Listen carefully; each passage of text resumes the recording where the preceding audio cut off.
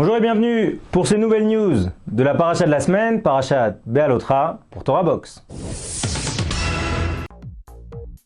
Les tweeters de Donald Trump. Rupture diplomatique avec le Qatar. Le concert de l'espoir à Manchester. Alors, pas une semaine sans parler de Donald Trump, c'est peut-être l'une des personnes les plus actives sur les réseaux sociaux. Et il s'est encore illustré cette semaine à travers, on va dire, deux grands axes. Le premier axe, c'est évidemment le retrait officiel des Américains du traité de Paris. Alors, le traité de Paris, pour ceux qui sont intéressés par la lutte contre l'environnement, c'est le relais des accords de Kyoto qui visent à réduire les effets de serre avec un objectif à 2020, à 2050, des objectifs par pays. Les États-Unis sont le deuxième pollueur mondial avec des droits avec aussi tout le marché des droits à polluer. Mais en tout cas, l'idée c'est que Donald Trump a été ferme. Ça veut dire que parfois on peut lui reprocher de ne pas suivre son plan. Et bien là, pour le moins, il a annoncé lors de sa campagne, il avait fait même une blague qui avait beaucoup amusé à l'époque, c'est qu'il était arrivé pour un grand débat, enfin un discours de campagne en pleine neige, et il avait dit, vous voyez, on a encore de beaux jours devant nous avec le réchauffement climatique. En tout cas, de la même manière que dans la paracha de la semaine, on explique comment, après avoir plus d'une fois précisé comment les Bnei Israël devaient se déplacer dans le désert, et bien cette fois-ci, on va valider leur déplacement. On va faire ce qu'on dit. Ça, c'est un grand principe. Un juif, il doit valider et réaliser ce qu'il dit. Omer, Mehat, OCRB, dit peu, fait beaucoup.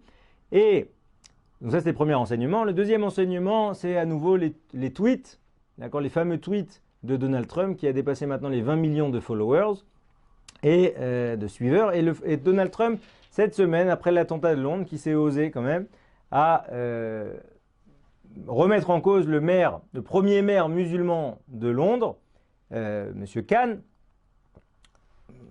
pas confondre avec M. Khan de Strasbourg, et dire que finalement il était extrêmement calme et qu'il ne voyait pas de problème réellement à l'islamisme fondamental. Évidemment, ça a créé un tollé, au point même, une petite phrase de Khan qui dit qu'il n'a pas le temps de s'occuper des tweets de M. Trump, et que finalement, quelque part, malgré lui ou pour lui, enfin on ne sait pas trop comment il réfléchit, mais en tout cas, Donald Trump est en train d'affaiblir la fonction présidentielle, justement parce qu'il ne donne pas de valeur à sa parole, il ne donne pas de poids à sa parole, il parle trop. Au point que cette semaine encore, le directeur de la communication de sa campagne, et qui est devenu après le directeur de sa communication, a démissionné. Et une démission de plus dans le camp Trump. Mais en tout cas, l'idée c'est justement qu'un chef d'État, d'accord, un responsable, sa parole doit avoir un poids. Et c'est précisément ce que dit Hachem à Moshe cette semaine. Il dit, tu fais quoi? Crée-toi des trompettes. Et ces trompettes, elles seront que pour toi. Il faut bien comprendre que les trompettes qu'on a données à Moshe Rabbeinu, elles n'ont pas été données derrière Yoshua. Ces trompettes, elles vont te permettre de rassembler le peuple, elles vont te permettre de rassembler les princes. Alors il y a différents systèmes de sonnerie. Je vous laisse étudier le Sheni, le Shlishi de la paracha, le Révi, la quatrième montée de la paracha. En tout cas, l'idée c'est qu'on doit donner un poids à ces paroles. Et ça, pour chaque juif, c'est extrêmement important, quand on éduque ses enfants, quand on parle à sa femme, quand on est au travail, de dire que chaque parole, elle a véritablement une valeur. Et c'est ça qu'on peut apprendre de la paracha de cette semaine. Alors, on va commencer. On sait que dans la paracha, les Bnei Israël doivent très vite rejoindre Israël. En 3 jours, normalement, Dieu a prévu, 1 an après les avoir sortis d'Égypte, véritablement foncer en Eretz Israël et les rentrer dans la terre d'Israël. Maintenant, commencent les premières discordes, commencent les premières disputes. Parmi elles, ce qu'on appelait les mithonénim. Les mithonénim, c'est ceux qui se plaignent, c'est ceux qui créent des embrouilles. On n'a pas de viande, alors qu'il est marqué partout qu'ils avaient des troupeaux importants. On n'a pas de... C'est dur. Justement parce que le rythme était élevé, parce qu'il voulait tellement Dieu voulait tellement les faire rentrer vite en Israël, on ne peut pas se reposer, on n'a pas de concombre, on n'a pas d'ail, on n'a pas d'oignon, on n'a pas ce qu'on avait gratuitement en Égypte. Alors tous les commentateurs de dire, mais qu'est-ce qu'ils avaient gratuitement en Égypte? De la paille pour construire des briques, ils n'avaient pas. Tout ça pour dire que quand un homme veut créer des problèmes, d'accord, c'est plus fort que lui. C'est-à-dire que cette volonté-là de créer des problèmes, il faut tout de suite la circonscrire et l'écarter. C'est précisément ce qu'on fait cette semaine dans un coup diplomatique important. Les alliés sunnites, Arabie Saoudite, Égypte, Bahreïn, d'accord, qui ont suspendu toutes les relations avec le Qatar. Le Qatar, c'est ce petit État minuscule, d'accord, qui bénéficie de gaz. La petite blague, c'est qu'on dit qu'au Qatar, avec une paille, on sort du gaz. Mais en gros, évidemment, tout le monde connaît le FC Barcelone, le PSG, etc. Tout ce qu'achètent les Qataris pour se créer une marque, d'accord, à mettre en relief avec le réel impact sur les économies, puisqu'on parle de pas grand-chose en réalité, mais la force, c'est de se créer une marque. C'est de se créer.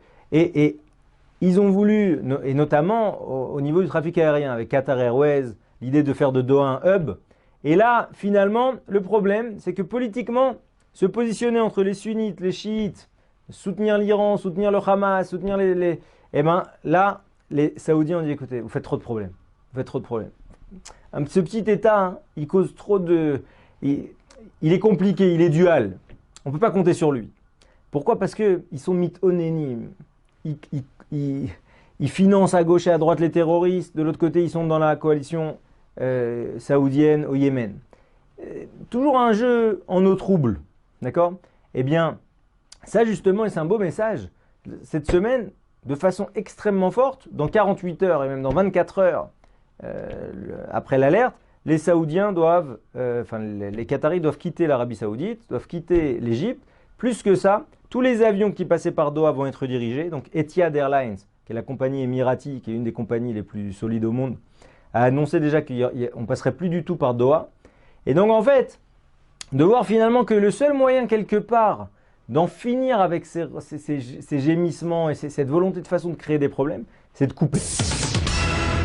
Alors, dernier titre de notre journal et un beau message d'espoir avec le concert One for Manchester, concert 13 jours après l'attentat terrible qui a été commis à la sortie de la grande salle de concert de Manchester, c'est une des plus grandes salles du monde, 22 000 personnes assises, qui est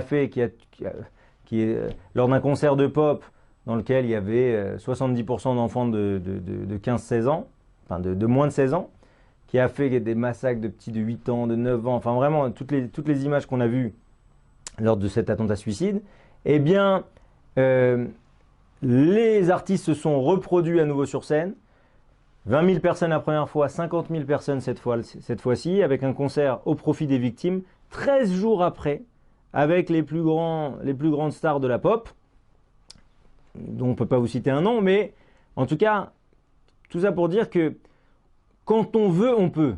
Dire qu'on peut organiser en 13 jours, avec les plus grandes stars de la pop, à Manchester, le lendemain en plus des attentats de Londres, c'est extraordinaire et c'est un très très très beau message pour nous. Pour dire que l'espoir vient du fait que on fait des actions, on agit, on repense. Et ça, c'est Pessar Sheni. À la fin de la paracha, on explique qu'il y a des hommes qui étaient impurs au moment du premier anniversaire de Pessar, donc au moment du premier Pessar qu'ils allaient faire en Égypte.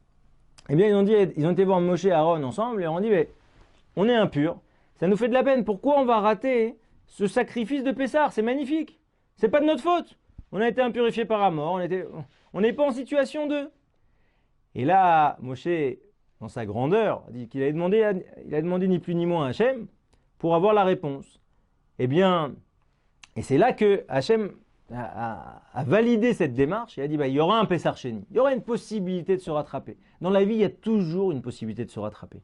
La seule chose qui résiste à cette possibilité de se rattraper, c'est l'envie de se rattraper. Et ça on se souhaite à tous, cette faculté à reconnaître ses problèmes, à reconnaître ses failles et à chercher à les réparer. Il n'y a rien de perdu. La seule chose qui est perdue, d'accord, c'est le goût de la défaite. Ça, c'est ce qu'on doit perdre parce que c'est ça qui nous enserre dans ce qu'on est. Shabbat Shalom et des bonnes news à tous.